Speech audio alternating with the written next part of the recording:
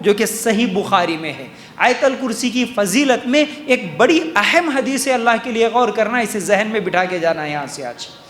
دیکھیے ایک مرتبہ ایسا ہوا، ابو ہریرہ رضی اللہ تعالیٰ عنہ، ابو ہریرہ رضی اللہ تعالیٰ عنہ کو اللہ کے رسول صلی اللہ علیہ وسلم نے رمضان کی زکوٰۃ کی ذمہ داری سونپی تھی، یعنی رمضان میں جو زکوٰۃ کا مال آیا تھا، ہمارے نبی صلی اللہ علیہ وسلم ابو ہریرہ رضی اللہ تعالیٰ عنہ کو اس کی نگرانی کرنے کا حکم دیے تھے، اس مال کے پاس رہنا، آپ اس کی نگرانی کرنا۔ تو ابو ہریرہ رضی اللہ تعالیٰ عنہ اس زکوٰۃ کے مال کے پاس بیٹھے، ذمہ داری مل گئی۔ تو کیا ہوا کہ رات کو ایک شخص آیا، ایک آدمی آیا اور اس زکوٰۃ کے مال میں سے مٹھیاں بھر بھر کے تھیلی میں بھر رہا تھا، مٹھیوں سے لے لیتے ہوئے تھیلی میں بھر رہا تھا۔ ابو ہریرہ رضی اللہ تعالیٰ عنہ دیکھے، فوراً اسے پکڑ لیے، پکڑنے کے بعد کہتے ہیں اب تو چور ہے، تجھے میں ہمارے نبی صلی اللہ علیہ وسلم کے پاس، محمد صلی اللہ علیہ وسلم کے پاس تجھے لے جاؤں گا۔ اب اس نے کہا نہیں، میں اصل میں کیا ہے، مجبور ہوں، میرے گھر کی ذمہ داری ہے، میں غریب ہوں، میں فلاں ہوں، اس طرح بال بچوں کا رونا رویا، محتاجی کا جو ہے نا شکوہ کیا، پھر اس کے بعد کیا ہے میرے کنبے قبیلے کی کفالت بھی میری ذمہ داری ہے، اس طرح کی باتیں کرا، میں آئندہ نہیں آؤں گا، دوبارہ نہیں آؤں گا، مجھے چھوڑ دیجیے۔ ابو ہریرہ رضی اللہ تعالیٰ عنہ سے چھوڑ دیے، ٹھیک ہے۔ اب جب صبح ہوئی، اللہ کے رسول صلی اللہ علیہ وسلم کے پاس ابو ہریرہ رضی اللہ تعالیٰ عنہ گئے، تو اللہ کے رسول صلی اللہ علیہ وسلم نے خود کہا، اے ابو ہریرہ کیا ہوا، تمہارے رات کے قیدی نے کیا کہا، یعنی رات میں، کل رات جو قیدی تمہارے پاس آیا تھا، یعنی تم نے جس کو پکڑا تھا نا، اس کے ساتھ کیا معاملہ ہوا، کیا بولا وہ؟ اللہ کے رسول صلی اللہ علیہ وسلم کو اللہ تعالیٰ نے بتا دیا، معلوم ہوا۔ تو ابو ہریرہ رضی اللہ تعالیٰ عنہ نے کہا کہ ہاں وہ ایسے آیا تھا چوری کرنے کے لیے، میں نے اسے پکڑ لیا اور وہ بال بچوں کا رونا رویا تو میں چھوڑ دیا۔ تو اللہ کے رسول صلی اللہ علیہ وسلم نے کہا آج دوبارہ پھر آئے گا وہ، آج پھر آئے گا وہ۔ تو پھر ویسے ہی ہوا، رات ہوئی، پھر وہ آیا، پھر مال بھر بھر کے اپنی تھیلیوں میں بھرنے لگا۔ ابو ہریرہ رضی اللہ تعالیٰ عنہ پھر اسے پکڑ لیے، پھر اسی طرح وہ محتاجی کا اور کیا ہے غریب ہونے کی باتیں کہی، اور پوری کنبے قبیلے کی میرے اوپر ہی ذمہ داری ہے، اس لیے میں دوبارہ آیا، میں دوبارہ نہیں آؤں گا، اب ایک مرتبہ مجھے چھوڑ دیجئے، اس طرح وہ ریکویسٹ کرنے لگا۔ ابو ہریرہ رضی اللہ تعالیٰ عنہ چھوڑ دیے۔ صبح ہوئی، اللہ کے رسول صلی اللہ علیہ وسلم نے پھر پوچھا، اے ابو ہریرہ کیا ہوا، رات کو پھر سے آیا تھا نا، اس نے کیا کہا؟ تو پھر ابو ہریرہ رضی اللہ تعالیٰ عنہ پورا واقعہ سنا دیے۔ اللہ کے رسول صلی اللہ علیہ وسلم نے کہا کہ آج رات کو وہ پھر سے آئے گا، جاؤ آج رات کو پھر سے آئے گا وہ۔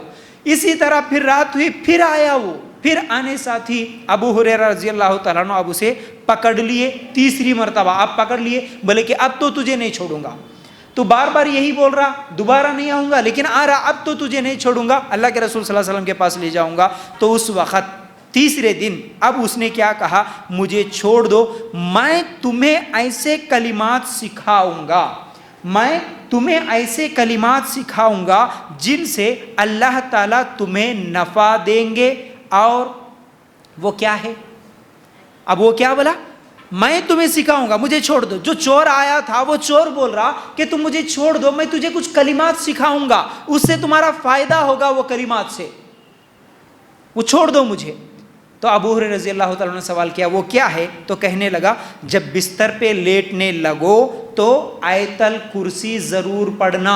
وہ جو چور آیا تھا وہ ابو ہریرہ رضی اللہ تعالیٰ عنہ سے بول رہا کہ مجھے چھوڑ دو، یہ کلمات میں سکھاؤں گا۔ وہ کلمات کون سے ہے؟ آیت الکرسی ہے۔ تم آیت الکرسی بستر پہ لیٹنے کے بعد یہ پڑھ لو، اس سے کیا ہوگا، اللہ کی طرف سے ایک حفاظت کرنے والا تمہارے پاس اللہ تعالیٰ بھیج دے گا، پھر اسی طرح شیطان تمہارے قریب نہیں آئے گا۔ اس نے یہ کہا شیطان بھی نہیں آتا، آیت الکرسی پڑھو، اور اللہ کی طرف سے ایک حفاظت کرنے والا اللہ تعالیٰ مقرر کر دے گا۔ اب ابو ہریرہ رضی اللہ تعالیٰ نے یہ باتیں سنے، اسے چھوڑ دیے۔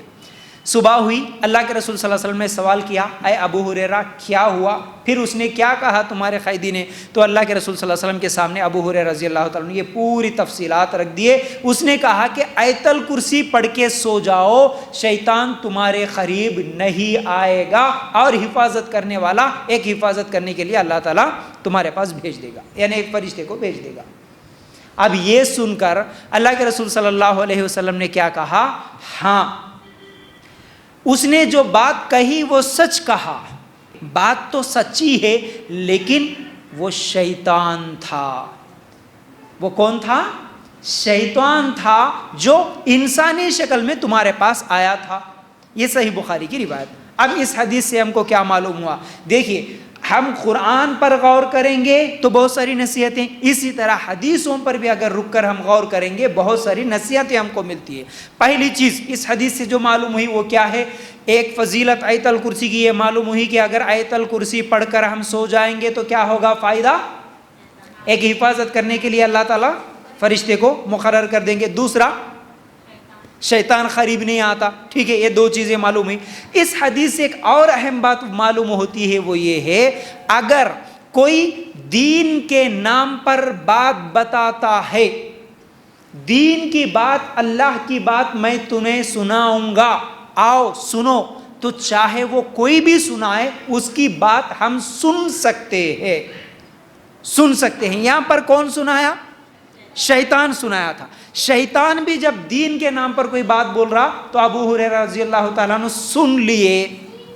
تو آج اگر کوئی دین کے نام پر، اجتماع کے نام پر، درس کے نام پر، بیان کے نام پر اگر کوئی بلاتا ہے تو ہم صرف یہ بات بول کر کے نہیں وہ فلاں جماعت کے ہیں، انہوں یہ جماعت کے ہیں، انہوں ہمارے جماعت کے نہیں ہوتے، انہوں ہمارے پاس یہ جو ہے نا نام نہیں لگائے، یہ بات بول کر ہم کسی کی بات سننے سے انکار نہیں کر سکتے. کیونکہ یہاں پر اجازت ملی. اللہ کے رسول صلی اللہ علیہ وسلم کو معلوم تھا وہ شیطان ہے، پھر بھی اللہ کے رسول صلی اللہ علیہ وسلم نے کیا کہا؟ ٹھیک ہے سنو اس کی بات، آج پھر آئے گا سنو اس کی بات. تو ہم بھی آج کسی کی بھی بات جو دین کے نام پر کرتا ہے سن سکتے، لیکن ابھی فیصلہ نہیں کرنا. ایک اور اہم بات میں آپ لوگوں کے سامنے رکھنے والا ہوں. یہ بڑے افسوس کی بات ہے. وہی عالم کہتا ہے کہ شیطان کی بھی بات سن سکتے ہیں اگر وہ دین کے نام پہ کوئی بات بتایا تو، پھر وہی عالم کہتا ہے ممبر پہ ٹھہر کے کہ وہ ہماری جماعت کا نہیں ہوتا، یہ ہماری جماعت کا نام نہیں ہوتا، یہ الگ سے کام کرتا ہے، یہ نام نہیں رکھتا. یہ بڑی افسوس کی بات ہے. ٹھیک ہے، اب اس حدیث سے ایک اہم بات معلوم ہوتی ہے، وہ یہ ہے ہر ایک کی بات سن سکتے. آپ دین کے نام پر جو بھی بات بولتا ہے سن سکتے، لیکن کیا عمل کر سکتے؟